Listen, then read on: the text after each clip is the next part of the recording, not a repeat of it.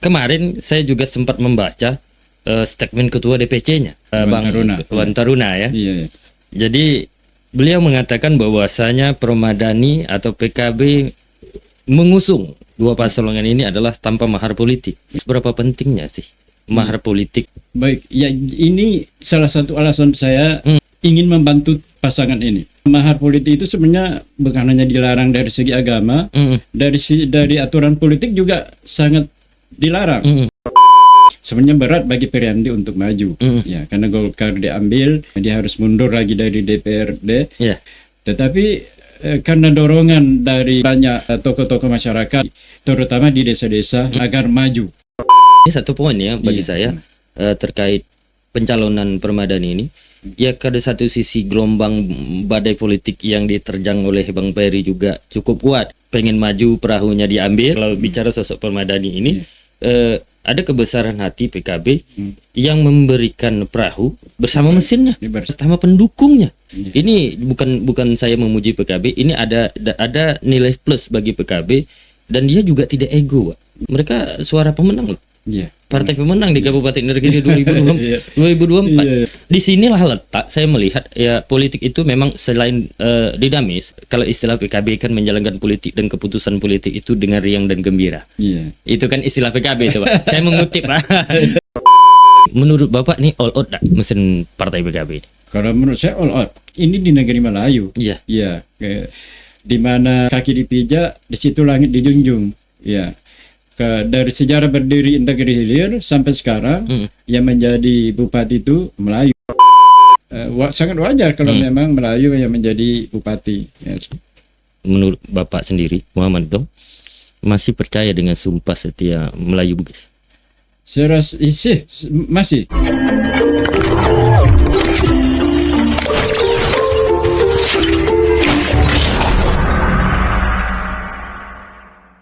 Selamat datang Bapak Muhammad Dong. Ya, siap. Satu kebanggaan nih. Mungkin kalau kita perkenalan kalau di konteks politik di tanah Kabupaten Indragiri Hilir ini tidak asing lagi, sangat familiar. Karena kalau bersangkutan dengan beliau ini, baik itu partai politik, orang pemerintahan pasti kenal. Tapi kalau untuk pendukung pada tahun ini juga sangat mengejutkan nih, Pak. Bapak setelah tidak di salah satu penyelenggara di pesta demokrasi kita, ini saya setelah Bapak membuat keputusan itu, saya membaca, melihat perkembangan, saya tertarik untuk mengundang Bapak. Ya mungkin bukan hanya sekedar saya sih, penonton juga, masyarakat Indragiri Hilir juga perlu tahu apa alasan utama Muhammad Dong itu bergabung ke paslon Permadani. Ya, baik, terima kasih. Ya, Assalamualaikum warahmatullahi wabarakatuh. Waalaikumsalam warahmatullahi wabarakatuh. Terkait dengan ini, saya ingin menjelaskan dulu posisi saya di tim Permadani. Yang mana sehari sebelum pendaftaran saya dipanggil oleh Pak Ferry Andi ke rumahnya, meminta saya bergabung ke timnya dalam rangka untuk pemenangan tim Permadani. Tapi pada saat itu saya berargumen, kalau saya masuk struktur secara pool, saya kan punya lembaga juga. Saya punya lembaga konsultan politik, salah satu yang bisa bagian kerjanya itu konsultan pemenangan. Saya di Sentra Pemilu Indonesia bersama kawan-kawan alumni penyelenggara pemilu Seriau, mendirikan Sentra Pemilu Indonesia, mewarnai proses demokrasi, meskipun tidak sebagai penyelenggara lagi. Makanya ketika saya diajak beliau, saya menyatakan mungkin sebagusnya saya di konsultan pemenangan saja, seperti itu, dan beliau memaklumi. Jadi kenapa saya apa fokus utama saya sebenarnya atau motivasi utama saya bergabung di sini? Saya kan cukup lama berkecimpung di penyelenggaraan pemilu ini, hiruk pikuk politik di Inhil ini. 15 tahun saya sebagai penyelenggara pemilu, 10 tahun saya di KPU ya, dan 5 tahun sebagai ketua Bawaslu. Ya, setelah selama 15 tahun itu saya memiliki peran-peran yang kalau saya menganggap luar biasa lah untuk kemajuan demokrasi di negeri ini. Makanya ketika saya tidak lagi di situ, tidak lagi menjadi penyelenggara pemilu, saya menganggap saya harus berkontribusi di luar dari penyelenggara pemilu. Tapi konteksnya berdekatan dengan pemilu juga. Iya, dengan pemilu. Setelah saya mempelajari ya semua paslon, Permadani ini kan terakhir. Terakhir melakukan pendaftaran, bahkan di detik-detik akhir menyatakan maju. Ya, berdua. Bahkan kalau saya melihat, karena saya juga mengikuti perkembangannya juga, ya perkembangannya juga. Mungkin orang tidak menyangka kedua orang ini, kedua tokoh politik Inhil ini akan bergabung. Ya, makanya ketika diumumkan banyak orang terkejut. Ya, kok bisa ya seperti itu? Itulah politik kan. Saya mengatakan bahwa politik itu dinamis. Ya, kapanpun bisa berubah, sesaat pun bisa berubah. Ya, makanya ketika diumumkan Feryandi dan Dhani Amrul Salam berpasangan, maju sebagai pasangan calon dan meminta saya sebagai tim konsultannya, maka saya ini kesempatan bagi saya untuk mengeksplor ya pengalaman-pengalaman, keterampilan politik yang selama ini saya dapatkan selama 15 tahun. Saya sering mengatakan saya bukan politisi, tapi saya paham politik. Ya, mungkin dalam maknanya itu saya sering mengungkapkan itu di Facebook. Saya bukan politisi, tapi saya paham politik. Tapi Bapak kan pengatur politik. Itu dia. Mungkin itu yang ditangkap oleh Permadani sehingga mengajak saya untuk bergabung di dalam tim itu. Tapi yang lebih mendalam lagi sebenarnya, saya ingin negeri ini, ya daerah ini lebih maju ke depannya. Ya, saya berharap Permadani bisa membawa itu ini ke arah yang lebih baik. Ya, makanya saya ingin terjun di situ, memberikan kontribusi pemikiran dan lain sebagainya demi untuk pemenangan Permadani. Oke, itu secara alasan utama. Ini kan kemarin saya juga sempat membaca statement ketua DPC-nya, Iwan Taruna ya. Jadi beliau mengatakan bahwasanya Permadani atau PKB mengusung dua paslon ini adalah tanpa mahar politik. Jadi poin-poin ini saya sedikit meminta tanggapan dari Bapak. Seberapa pentingnya sih mahar politik itu? Baik, ya ini salah satu alasan saya ingin membantu pasangan ini. Karena mahar politik itu sebenarnya bukan hanya dilarang dari segi agama, dari aturan politik juga sangat dilarang. Ya, kalau di Undang-Undang Pilkada itu, di Undang-Undang 10 pada pasal 47 itu jelas dilarang bahwa tidak boleh ada pemberian apapun, ya materi apapun, mahar politik lah dalam proses pencalonan pilkada. Ya, ketika ini terjadi, maka dan bisa dibuktikan di pengadilan, maka bisa dibatalkan meskipun dia sebagai calon terpilih. Tetapi membuktikan ini yang susah. Ya.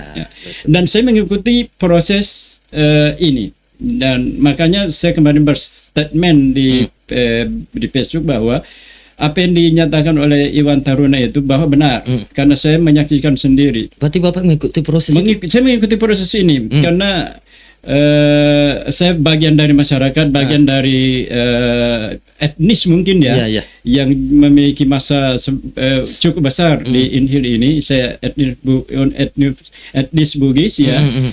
Saya memang mungkin sejak bulan puasa itu bulan berapa itu? Bulan 4, bulan 3-4 ya. Sejak itu saya selalu bermanuver lah. Bagaimana ada Bugis maju di Pilkada Inhil ini. Saya menyayangkan seandainya di pilkada Inhil ini tidak ada Bugis yang maju. Makanya sejak itu saya selalu ngopi sana ngopi sini dengan pelaku-pelaku politik, ya, dengan pimpinan partai politik, ya, untuk mendorong ada Bugis yang maju pilkada. Dan salah satu yang berkomitmen untuk ini adalah Periandi. Ya, Periandi berkomitmen kalau dia maju maka calon wakilnya adalah Bugis.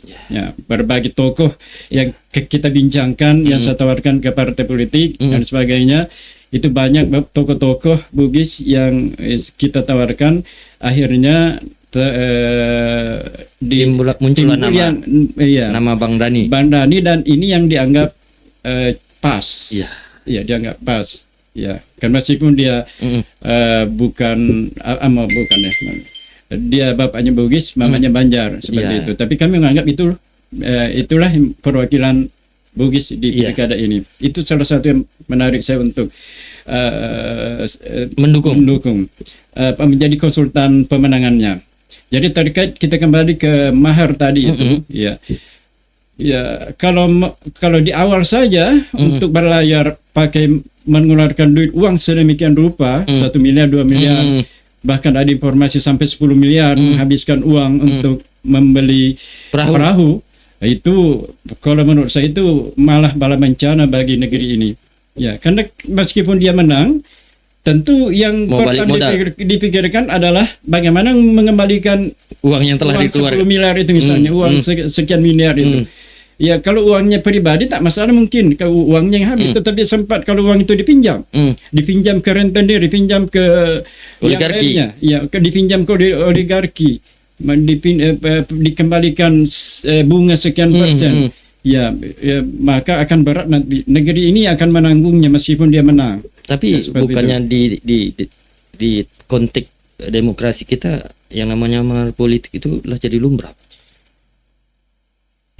Itu sesuatu yang dilarang, dianggap lumrah, dan itu tidak boleh dibiasakan. Ya, betul. Ya, makanya ketika saya melihat ini, saya meyakini Permadani tidak ada mahar, ya, maka saya terpanggil untuk ikut terjun di dalamnya.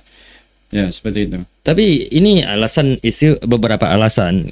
Ini kan kita kenal, Bang, kalau bahasa kami manggil ketua Bang Peri itu kan Bang Peri sama Bang Dani.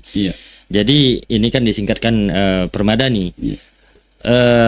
Saya meminta Bapak apa pandangan Muhammad Dong lah, mantan KPU juga, mantan Bawaslu juga, yang pengalaman 15 tahun di penyelenggara pemilu, melihat dua sosok ini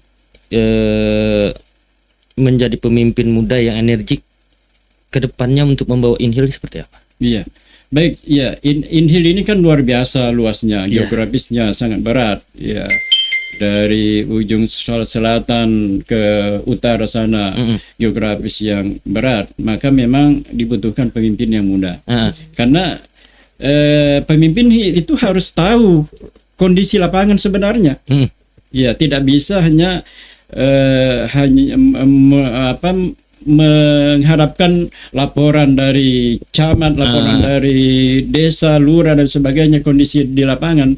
Ya, sehingga kalau saya melihat pergerakan kedua calon pemimpin kita ini, Periandi dan Dani ini, mungkin sudah semua desa mungkin sudah dijelajahi, ya, dengan mereka rekernya itu, seperti itu. Mereka kan salah satunya mereka sudah pernah menjabat anggota DPRD kabupaten dan juga provinsi yang puluhan tahun. Artinya secara pemetakan geografi dan pemahaman masyarakatnya juga lebih paham mereka. Iya, lebih paham. Tapi bagaimana dengan kondisi orang yang baru 8 bulan lah udah mulai maju di kabupaten itu? Terlepas masyarakat lagi untuk memberikan penilaian. Kalau kita, ya, serahkan sesuatu itu kepada ahlinya. Ya, dalam Islam pun kan ketika sesuatu diserahkan kepada ahlinya, maka majulah negeri itu. Tetapi ketika sesuatu itu tidak diserahkan kepada ahlinya, maka tunggu kehancuran. Ya. Yang kedua, beberapa hal yang saya tanyakan, Ini kan selain mengenai tanggapan semangat untuk membangun ini ke depan, saya bertanyakan di mata Bapak Muhammad dong, sosok dua pemuda yang disingkat dengan Permadani ini, itu ke depannya seperti apa memimpinnya? Layak nggak memimpin Inhil?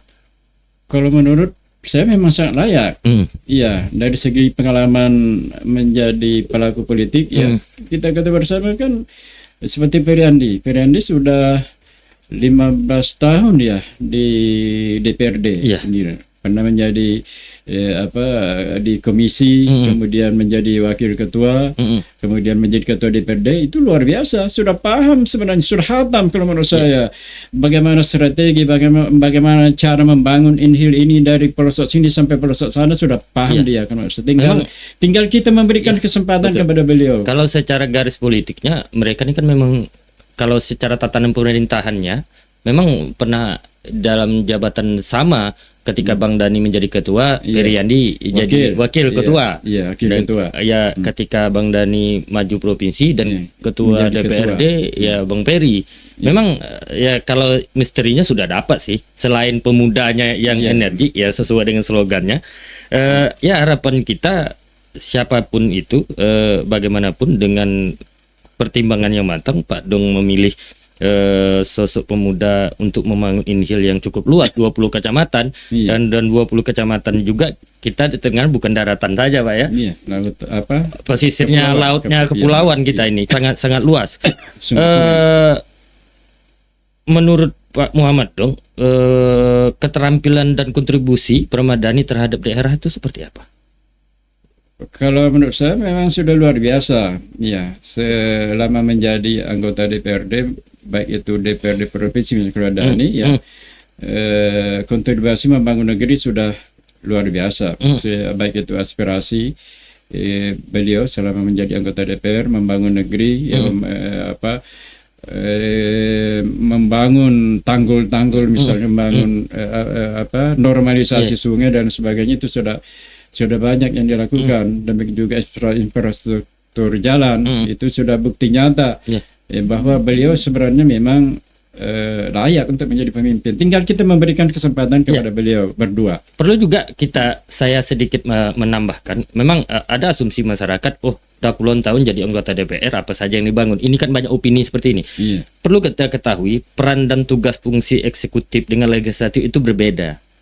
Hari ini kalau ketika ada penyampaian masyarakat, banyak loh aspirasi dua pemuda ini yang sudah didapatkan oleh masyarakat Inhil. Sangat banyak. Tapi orang melihat ada beberapa tanggapan netizen bahwasanya mana-mana dan sebagainya. Karena sifat dari kinerja legislatif ini itu sangat berbeda dengan eksekutif. Eksekutif kan eksekusi dia. Eksekusinya. Dan nampak artinya bukan hanya ketika suksesnya bupatinya, artinya ikut andil legislatifnya, karena bagaimanapun peran untuk kedua sektor lembaga pemerintahan ini berperan aktif setiap membangun daerah. Bukannya ibaratnya bupati sukses, anggota DPRD sukses, itu bekerja bersamaan. Jadi ini perlu juga kita luruskan, Mbak ya. Jadi agar tidak ada tanggapan simpang siur yang hari ini saya melihat itu. Saya juga melihat bahwasanya saya cukup aktif Pak, baik di media dan sebagainya, cukup aktif. Apa sih yang dikerjakan oleh anggota dewan ini, aspirasi apa yang diperjuangkannya, banyak sekali yang saya pahami yang saya ketahui. Tapi ke depannya menurut Bapak, dengan menyatakan bahwa Permadani telah mewakafkan dirinya untuk maju, karena dua-duanya kan terpilih ini Pak. Ini kan ibaratnya kalau bahasa di dalam ini, saya perbandingkan dalam dunia hal menang kalah. Ini kan pertaruhan nih. Betul. Pertaruhan jabatan yang secara konstitusi, secara pesta demokrasi mereka memang udah menang telak dan benar sudah dilantik, tapi mundur. Ini kan bahasa Bapak kan mewakafkan diri untuk masyarakat Inhil maju sebagai calon bupati. Bagaimana tuh Pak? Ya itulah. Ini juga salah satu penarik saya bergabung untuk menjadi konsultan pemenangan pasangan ini. Karena kalau kita melihat kepentingan pribadi, ya sebenarnya menjadi anggota DPRD provinsi itu sudah luar biasa. Iya. Ya mungkin lebih mudah mungkin. Ya, lebih mudah menjadi anggota DPRD provinsi dibanding menjadi bupati atau wakil bupati. Ya, tetapi karena ini panggilan pengabdian, ya, pengabdian kepada negerinya, kepada Indah Gede Hilir ini, maka beliau rela melepaskan itu yang sudah di tangan. Dan sudah nyata-nyata 5 tahun ke depan itu sudah aman. Baik itu untuk keluarganya dan lain sebagainya itu sudah aman. Sudah di tangan lah. Dan rela melepas itu demi untuk membangun Indah Gede Hilir. Ya, coba kita melihat. Dia misalnya Feryandi. Dia bahkan tidak dicalonkan oleh partainya. Ya, orang sudah menganggap, banyak yang bilang sama saya ketika Golkar itu tidak bersama dia. Tidak bersama dia. Rata-rata yang bilang sama itu sudah tamat Feryandi di pilkada. Sudah tamat Feryandi di pilkada. Dan berkali-kali juga Feryandi mengatakan mungkin saya tidak maju karena partai saya diambil.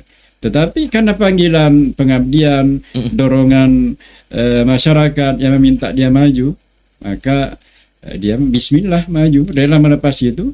Makanya itu yang saya menyatakan dengan keduanya ini telah mewakafkan dirinya untuk Indah Gede Hilir. Karena bukan kepentingan pribadi yang dipikirkan. Bagaimana membangun negeri ini dengan pengalaman-pengalaman dia sebagai legislatif, ya, bisa dieksekusi ketika menjadi pemimpin eksekutif. Karena beliau juga menyadari kerjasama tadi itu memang diharuskan, memang wajib antara legislatif dan eksekutif. Meskipun legislatif sudah menampung aspirasi rakyat misalnya dengan turun ke lapangan, digodok di dewan, tetapi kalau eksekutif tidak mau, tidak jalan juga.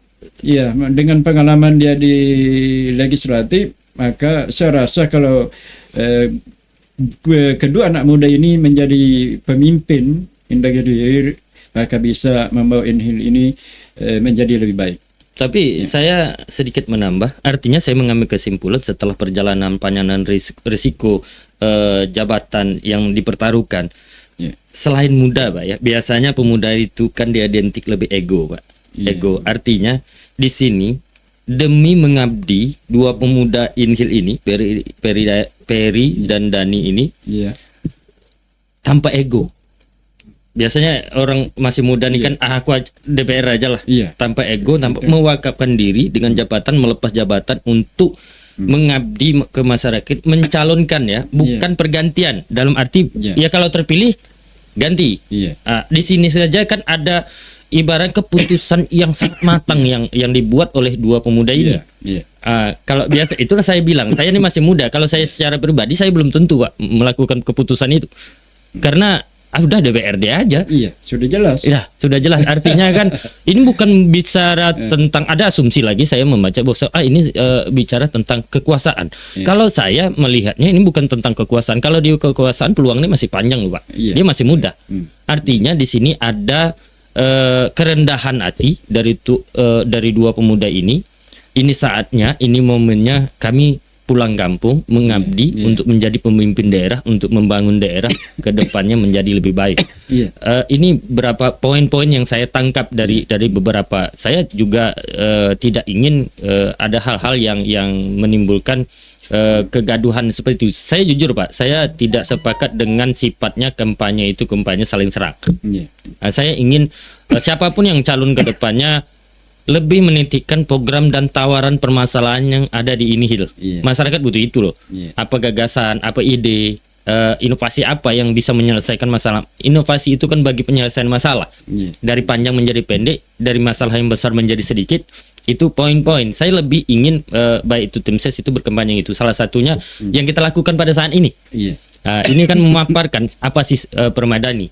Tapi sejauh ini sebagai Bapak sebagai konsultan pemenangan Permadani, itu sejauh mana tokoh-tokoh masyarakat yang mulai bergabung di pergerakan ini?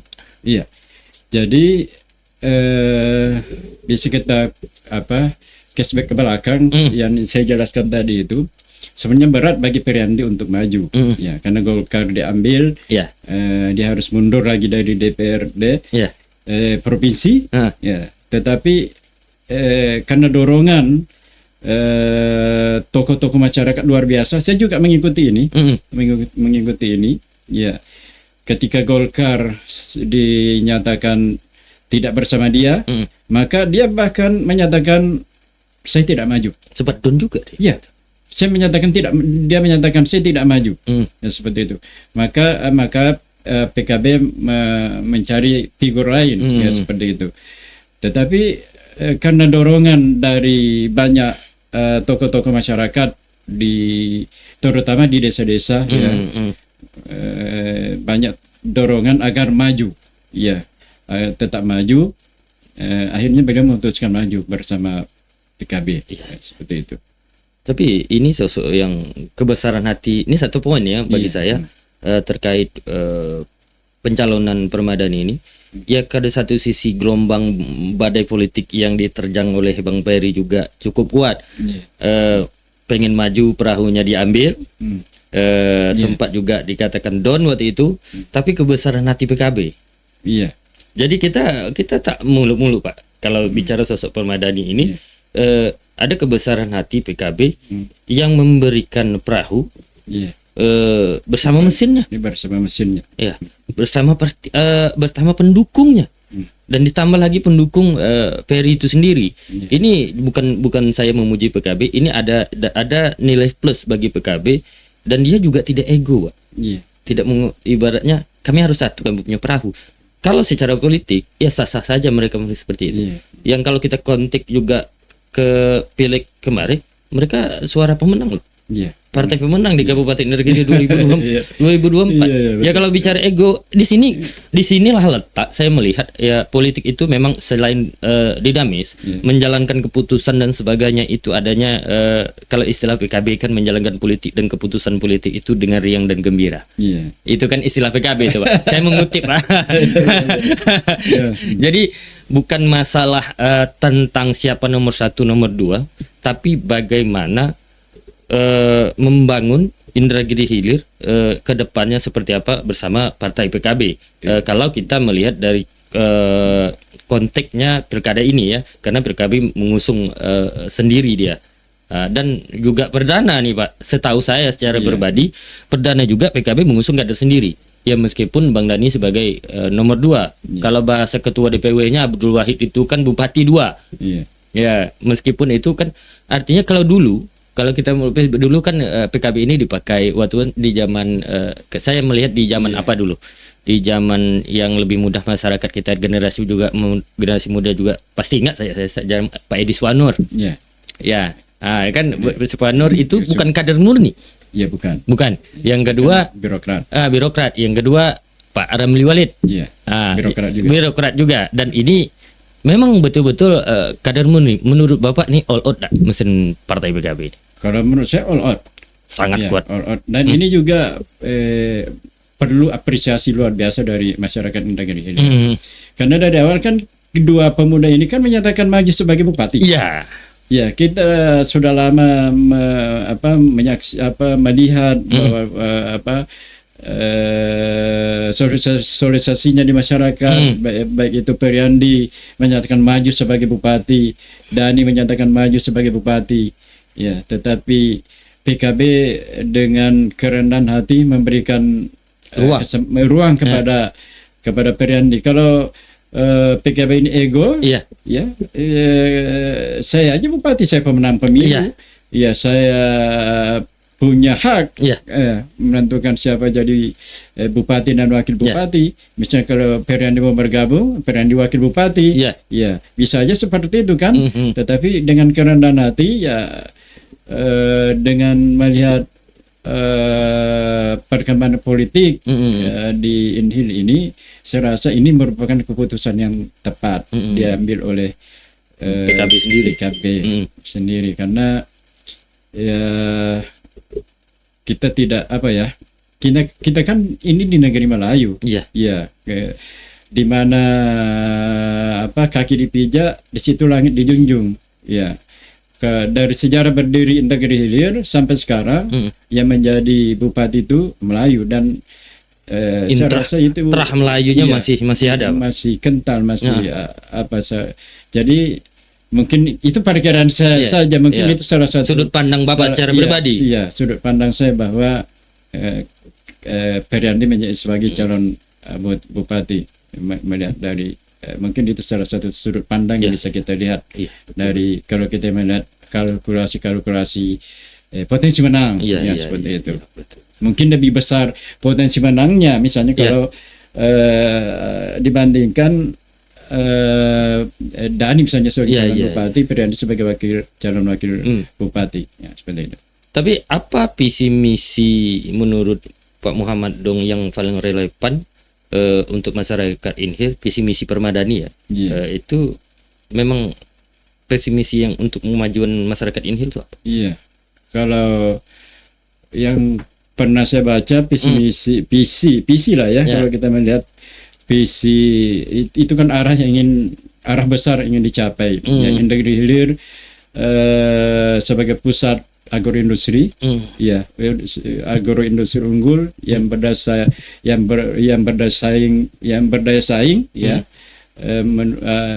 tak hafal saya, tapi intinya itulah. Ini berarti ada kepedulian pada sektor perkebunannya juga, Pak. Betul, karena kita memang sebagian besar ada di sektor pertanian. Ya, dengan membangun agroindustri ini, industri pertanian, saya rasa itu memang salah satu jawaban. Ya, kalau kita melihat potensi-potensi pertanian yang sudah semakin merosot, ya, maka salah satu jawabannya memang memajukan industri pertanian ini ke depan. Kan itu memang tulang punggung, mungkin lebih 70% mungkin masyarakat kita ada di sektor ini, dan dikemas dalam 8 program prioritas kalau tak salah saya. Ya, di situ ada prioritas pendidikan cemerlang, ya, kemudian infrastruktur cemerlang, ada desa kelurahan cemerlang dan lain sebagainya. Ada 8 prioritas di dalam visi misi di dalam program unggulan. Ya. Yang cukup menarik bagi saya adalah desa kelurahan cemerlang. Ya, yang mana selama ini kelurahan itu seakan-akan tertinggal dari desa. Iya. Bahkan semestinya desa itu lebih maju dari kelurahan itu lebih maju dari desa. Tapi dengan kondisi sekarang, dengan dana kelurahan yang boleh dikatakan tidak ada atau hanya kecil, yang ada dana alokasi desa, tidak ada dana alokasi kelurahan. Ya, karena dia menggantung ke kecamatan. Yang menggantung ke ibu kota kecamatan. Permadani menelurkan sebuah program ingin disetarakan, ya, desa dengan kelurahan. Jadi saya rasa sewajarnya kalau menurut saya para lurah dan penduduk di kelurahan mendukung ini, ya. Bagaimana juga ada dana kelurahan, ada dana abadi, anggap sajalah dana mandiri. Iya, dana mandiri. Kalau ada desa mandiri, ada kelurahan mandiri nantinya. Ya, mungkin tidak jumlahnya tidak sama, tetapi ada dana untuk kelurahan seperti itu. Ini satu hal lagi. Bagaimana ini kan Bapak sebagai konsultan pemenangan, bagaimana Bapak menerapkan konsep baik itu bupati dan wakil bupati di dalam tim untuk memenangkan Permadani. Konsepnya kisi-kisi lah. Kalau kita tidak ingin juga terlalu tumpah Bapak juga karena kalau saya minta tumpah pun tak akan mau Bapak jawab. Kalau bahasa kerennya itu Pak, kalau sekarang ini kan podcast ini kalau hal-hal yang seperti ini bicara tentang strategi, kalau nasional kan ada bocor halus. Kalau di sini tumpah sedikit lah. Yang jelas seperti yang saya katakan bahwa saya bukan politisi tapi saya paham politik. Ya, kerja lapangan itu saya tahu, ya. Strategi di lapangan itu saya tahu bagaimana bisa menang tapi menang terhormat, ya. itu juga salah satu saya ingin bergabung di tim ini sebagai konsultan pemenangan di samping mahar tadi ya yang tidak ada. Saya ingin karena ketika mulai dari awalnya kan ketika ingin berlayar tidak ada yang dikeluarkan maka bisa leluasa di perjalanan ya ketika kapal sudah berlayar bisa memaksimalkan semua potensi ya insyaallah strategi-strategi yang saya pahami di lapangan ya akan saya tawarkan ke Permadani untuk memenangkan pertandingan ini secara elegan ya secara bermartabat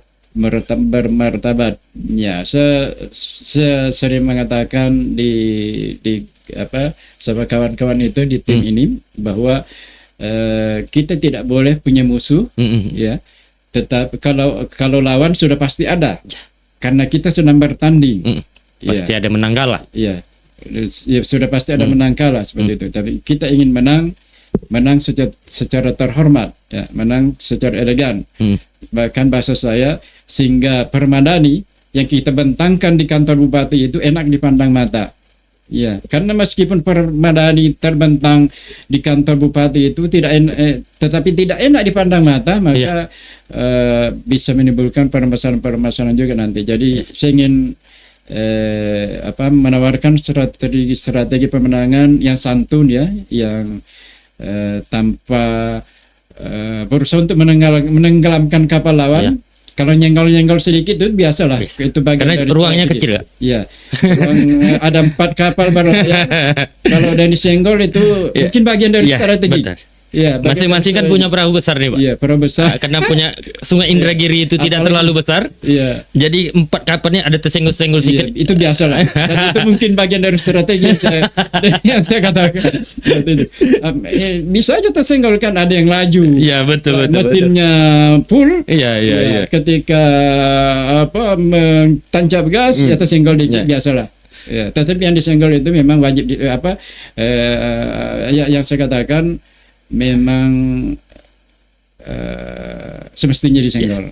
Tapi sedikit saya mengutip dari hasil ini. Bapak memang bukan pelaku politik. Bapak memang bukan pemain politik. Tapi Bapak 5 tahun berpengalaman jadi pengatur politik, 5 tahun berpengalaman jadi pengawas politik. Benar ucapan saya ini Pak.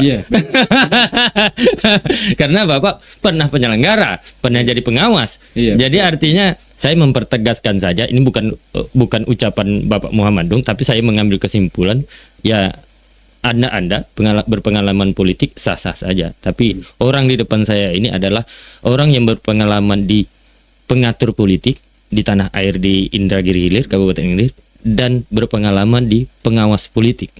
Jadi bagian dari ini juga pernah beliau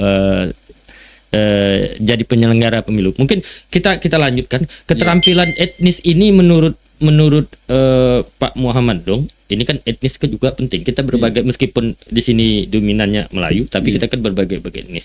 Untuk pandangan untuk Permadani seperti apa? Iya, sebelum ke situ jadi seperti yang saya sampaikan tadi bahwa saya aktif ya bagaimana etnis saya ini maju di pilkada maka terwakililah di Dhani Nur Salam.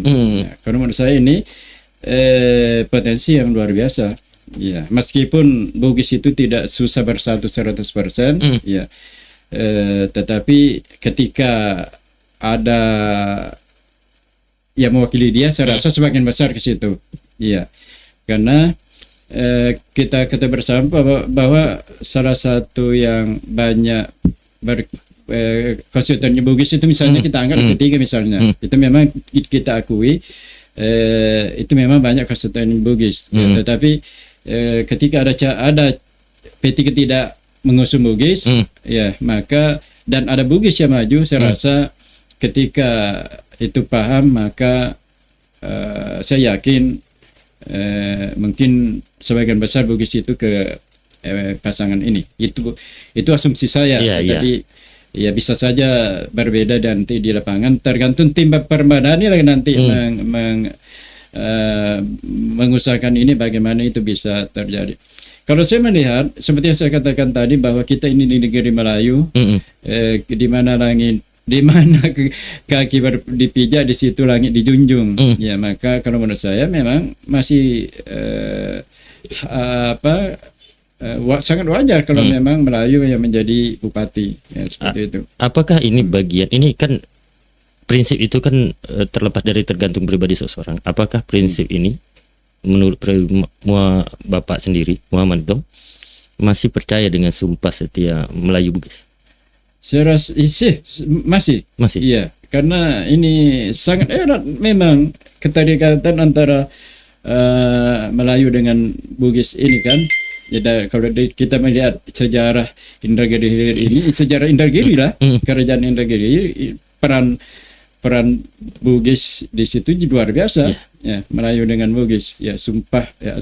Sumpah setia. Sumpah setia antara Melayu dan Bugis. Dan saya rasa itu akan menjadi salah satu tolak ukur untuk Bapak pribadi. Iya, bagi saya. Iya, karena kita juga tidak ingin bagi saya pribadi. Iya, karena juga kita tidak ingin ucapan dari Pak Muhammad Dong ini, kami Bugis tidak gitu, Bugis lain tidak gitu. Artinya pemahaman Pak Muhammad Dong, keyakinan tentang sumpah setia antara Bugis Melayu, Melayu Bugis itu masih dipegang teguh. Kalau saya masih percaya dan pegang teguh. Iya, betul. Ini juga konteksnya. Kita tak ingin ada sebelah, kan ada juga orang Bugis dukung pasal sebelah.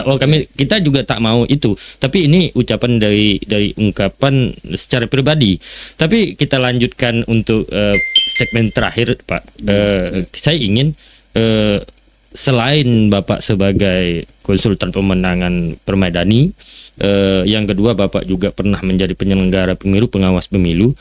Apa pesan baik pendukung Permaidani untuk masyarakat mendukung yang Permaidani dan juga untuk masyarakat Inhil dalam menghadapi pilkada ke depan? Pesan terakhir. Baik, yang pertama untuk pendukung Permaidani, saya berharap kita bekerja maksimal, ya, tanpa berusaha untuk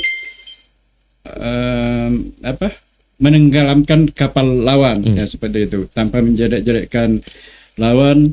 Kita harus bekerja maksimal, mengambil hati masyarakat, ya, menjelaskan ke masyarakat bahwa kedua pemuda ini yang kita usung ini sudah banyak bekerja untuk masyarakat. Memang layak. Ya, memang layak untuk kita harus meyakinkan masyarakat terkait dengan kinerja kedua pemuda ini, dan kita harus memberi kesempatan kepada keduanya. Tetapi dengan cara-cara yang baik, dengan cara-cara yang elegan, sehingga akhirnya Permadani ini menang secara terhormat. Dan juga yang kedua, kepada yang belum mendukung Permadani, ya silakan mengeksplor calonnya masing-masing, tetapi kita harus tetap berada dalam rambu kesantunan, ya, berdemokrasi, ya. Silakan mempelajari rekam jejak. Sebenarnya kalau kita ingin mencari pemimpin itu kan salah satunya adalah melihat rekam jejak, ya, rekam jejak dari kinerja dari pemimpin. Mana sebenarnya yang lebih potensial, yang lebih lebih berhak diberikan kesempatan dan sebagainya. Jangan menjadi pendukung emosional, ya, membabi buta, apakah hubungan keluarga, hubungan pertemanan, hubungan kerja, ya, mantan atasan dengan bawahan, ya, sehingga menganggap pasti benar, ya kita harus melihat realnya, ya, di lapangan. Ya, betul. Sedikit saya mengambil kesimpulan, pesan yang cukup menyentuh hati bagi saya dan masyarakat juga. Kita harus menjadi pemilih yang cerdas, dan ketika siapapun calon yang Anda dukung, usahakan yang paling pertama adalah program apa yang mereka tawarkan yang betul-betul dibutuhkan di daerah kita. Apa tawarannya, baik itu sektor perkebunan dan pertanian, baik itu tentang pendidikan dan kesehatan. Jadi kita jangan terpaku dengan isu-isu propaganda menyalahkan sana sini, dan itu juga tidak menguntungkan kita. tidak menguntungkan pesta demokrasi kita, tidak mencerdaskan kita sebagai pemilih yang cerdas. Melihat Pak dari konteks pada tahun 2024 ini kan pemilih pemula generasi kan 50% lebih. Iya, lebih 50%. Jadi artinya generasi kita ini pemimpin kita untuk 5 tahun ke depan itu 50% lebih itu di tangan generasi muda. Artinya generasi muda punya tanggung jawab yang besar mendetail visi misi yang calon pemimpin kita ke depan. Saya rasa kita bedahi salah satunya. Kenapa saya mempertanyakan visi misi, dan saya tahu Permadani itu sudah mengeluarkan visi misinya dan 8 program prioritas. Dan silahkan ada enggak dari 8 itu yang betul-betul dibutuhkan masyarakat? Kalau perlu kita tanya dari tim sesnya, ini apa nih, untuk apa nih, bagaimana? Kalau memang itu benar-benar butuh, benar yang diinginkan ke depan, karena setiap visi misi itu adalah program ketika mereka terpilih ke depan, dan itu yang menjadi tolak ukur bagi mereka untuk memperjuangkan isi program mereka tawarkan untuk masyarakat Indragiri. Kita jangan terlena dengan, lagi-lagi Pak, saya tidak sepakat dengan politik yang saling menjatuhkan, politik yang saling memburukan, politik yang mencari ya, dalam konteks mencari kesalahan, ya itu sangat tidak sehat bagi saya. Ya kalau kita bicara tentang kesempurnaan manusia, tidak ada yang sempurna. Tidak ada. Nabi aja pasti ada salah, Pak. Iya, betul. Ya, karena kita itu tidak dilahirkan tidak sempurna, tapi sempurna dibandingkan makhluk tuh Allah lainnya. Kita yang paling sempurna, manusia yang paling sempurna kalau kita konteksnya di situ. Tapi terlepas dari itu, mungkin hasil podcast kita ini bisa mengambil hikmah, bisa mengambil pelajaran, ada edukasi politik yang kita pahami. Terlepas Pak Muhammad Dong ini adalah konsultan pemenangan, dia sudah menyampaikan pemaparan apa visi misi dan sebagainya, ketertarikan beliau untuk mendukung Permadani itu apa. Semoga orang yang bertanya Permadani itu apa menjadi keterwakilan di hasil podcast kita nih Pak. Izin Pak, saya sedikit mempertegas ketika saya butuh statement dari Permadani nanti, izin saya mengundang yang sekian kalinya, terlepas ke depannya seperti apa, karena saya melihat semakin ke depan kan semakin panas sih Pak. Roda politik kita nih. Sekali lagi saya ucapkan terima kasih. Saya akhiri, wabillahi taufiq wa hidayah. Wassalamualaikum warahmatullahi wabarakatuh. Waalaikumsalam warahmatullahi wabarakatuh.